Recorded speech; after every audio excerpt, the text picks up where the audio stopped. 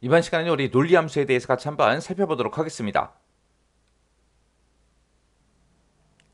자, 우리 논리함수요. 논리함수라는 거는 문제상에서 제시된 그 조건을 우리가 수식으로 작성을 해요. 수식으로 작성해서 이 조건에 만족했을 때 이제 참값이 나올 거고, 이 조건에 만족 못하면 이제 거짓이라는 값이 나오겠죠. 해서 참일 때, 거짓일 때 그 여부에 따라서 서로 다른 결과를 이제 추출하는 그런 작업을 보고 우리가 논리함수라고 합니다. 얘는 이제 보통 이제 실제 시험 문제가 나올 때 이 논리함수는 꼭 나와요. 빠지지 않고 나오니까 우리가 이 논리함수 꼭 기억하셔야 돼요. 지금까지 우리가 출제됐던 그런 기출 문제들을 파악을 했을 때 논리함수 문제에서 이제 나왔던 그런 함수들이에요. 자, 그럼 이제 어떤 함수들이 출제가 됐었는지 그거 좀 이제 간단하게 살펴보자고요. 자, 첫 번째 보게 되면 이제 if하고 나왔습니다. if 함수는 우리 맨 앞에다 이제 조건 써주고요. 그 뒤에다가 이제 인수 1번, 인수 2번 이렇게 쓰는데 여기서 얘기하는 인수 1번이 참일 때를 얘기하는 거고 여기서 얘기하는 인수 2번이 이제 거짓일 때를 얘기합니다. 해서 이 조건에 만족하면 인수 1번에 있는 거 요거를 이제 반환해 달라. 만약에 이 조건에 만족 못하면 거짓일 때 인수 2번에 있는 값을 반환해 달라. 그렇게 이제 써주는 거예요. 예를 들어서 지금처럼 조건을 이렇게 이제 작성했어요. 요 if를 기준으로 봤을 때 얘가 이제 조건이고요. 이게 참일 때, 이게 거짓일 때요. 해서 A 1번에 들어있는 그 값이 90보다 크냐? 물어봤어요. 만약에 실제 값이 이제 90보다 크면 우수라는 값을 이제 반환해 줄 거고요. 그렇지 않으면 이제 미달이라고 요 값을 이제 반환해 줍니다. 이렇게 이제 사용하는 게 우리 if요. 그 다음에 이제 그 밑에 보면 이제 and다, or다 하고 나오는데 and다, or다 이거는 이제 우리가 if 함수랑 같이 쓰게끔 그렇게 문제가 많이 출제됩니다. 그때 이제 우리가 if 함수에서 여기다 이제 조건을 작성하잖아요. 그때 만약에 문제상에서 제시된 그 조건이 여러 개가 있어요. 그럴 때 이제 우리가 and나 or를 쓰는 거예요. 만약에 문제를 읽어보니까 조건이 여러 개 나오는데 그 여러 개 조건을 싹 다 만족해야 된다. 전부 다 만족해야 된다. 그랬을 때 우리가 if 함수에서 조건을 작성할 때 그 여러 개 조건을 싹 다 우리가 and 함수로 다 묶어서 써주는 거고요. 만약에 제시된 그 조건 중에서 어느 하나라도 만족하면 된다. 그러면 우리가 if 함수의 조건을 쓸 때 or로 묶어서 여러 개 조건을 쭉쭉쭉 작성해 주면 됩니다. 해서 이 and라는 거는 지금 이곳에 쓴 그 조건들 있죠. 그 조건이 모두 다 참일 때 and라는 요 함수에서 참값을 반환해 줘요. or라는 요 함수는 여러 개 조건을 쭉쭉 썼을 때 그것 중에서 하나라도 만족을 하면 참값, true 값을 이제 반환해 주는 게 우리 or라는 함수요. 그 다음에 이제 그 밑에 보니까 이제 if error 하고 나왔죠. if error는 그 뒤에다가 이제 인수를 찍어주고 이 인수에서 오류 값이 발생했냐? 그렇게 이제 물어보는 거예요. 만약에 오류가 발생했다. 그랬을 때는 오류가 발생했을 때 그때 이제 어떻게 표시해 달라. 그거 이제 뒤에다가 써주는 겁니다. 해서 지금처럼 이렇게 이제 예를 봤을 때 지금 이렇게 해서 이제 계산해라. 만약에 여기서 계산된 그 값이 만약에 if error 오류면 어떻게 해라? 오류라고 한글로 이렇게 이제 반환해 달라 그거예요. 만약에 여기서 계산한 그 값이 오류 값이 아니다. 그랬을 때는 여기서 이제 계산한 그 결과값 있죠. 그 결과값을 그냥 반환해 줘요. 그게 이제 if error요. 그 다음에 이제 그 밑에 보니까 이제 라지라는 함수가 나왔죠. 라지는 몇 번째로 큰 값 찾아주세요. 그거예요. 그래서 이 범위에서 몇 번째로 큰 값 찾아라. 그게 이제 라지라는 그 함수입니다. 해서 지금처럼 예를 보니까 A 1번부터 시작해서 A 10번이라고 이렇게 이제 범위 잡았어요. 이 범위에서 몇 번째로 큰 거, 두 번째로 큰 값을 반환해 주세요. 그게 이제 라지라는 그 함수요. 그 다음에 이제 count if요. count if라는 요 함수는 앞에다가 이제 범위 찍어주고요. 이 범위에서 뒤에다 쓴 이 조건에 만족하는 것들의 count, 개수를 세주세요. 그렇게요. 해서 지금처럼 예를 보니까 A 1번부터 시작해서 A 10번 이렇게 이제 범위 잡아놨죠. 이 범위에서 컴퓨터랑 똑같은 거 찾아라. 컴퓨터랑 똑같은 걸 찾아서 그거의 개수, count, 개수를 세주세요. 그겁니다. 그 다음에 이제 weekday라는 요 함수요. weekday라는 함수는 여기다가 이제 날짜를 찍어주게 되면 그 날짜에 해당하는 요일 번호, 무슨 요일인지 그 요일 번호를 옵션에 맞게 이제 반환해주는 그 함수가 weekday라는 함수요.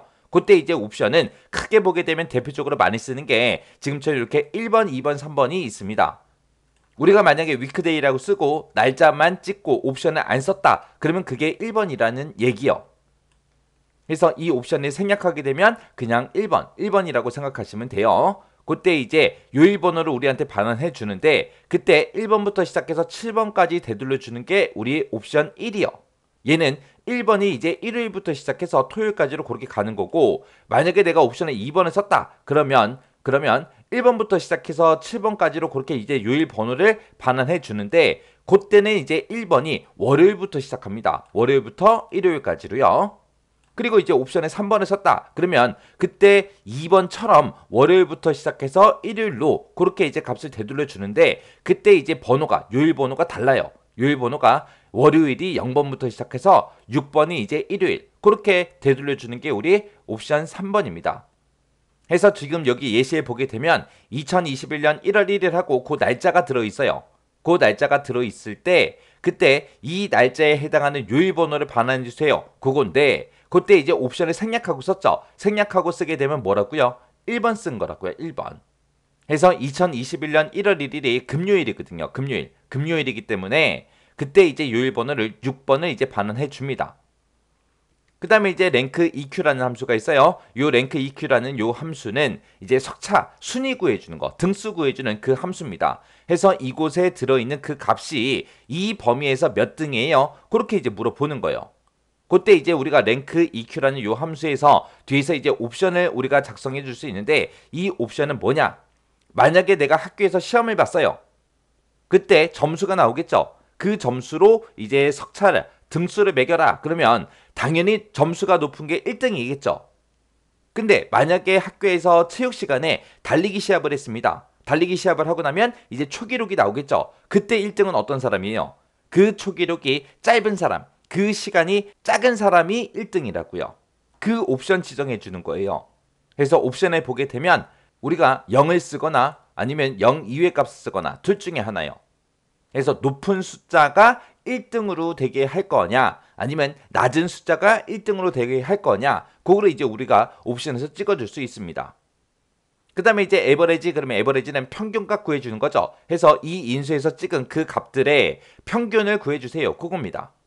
그 다음에 이제 미드라는 함수가 있는데, 미드라는 함수는 이 텍스트에서 몇 번째부터 시작해서 몇 개의 값을 반환해 주세요. 그겁니다. 해서 지금처럼 예를 들어서 코리아라고 이렇게 텍스트 부분에 들어있어요. 이 글자에서 세 번째 위치부터 시작해서, 세 번째 위치 그러면 R이죠.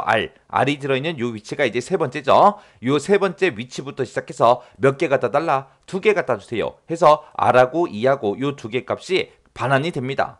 그 함수가 이제 우리 미드라는 요 함수요. 그 다음에 이제 추즈라는 함수가 있습니다. 이 추즈라는 함수는 여기다 이제 첫 번째 값 찍어주고 두 번째 값 찍어주고 세 번째, 네 번째 쭉쭉 찍어요. 찍고 나서 여기 인수에 해당하는 그 데이터를 추출해달라. 그겁니다.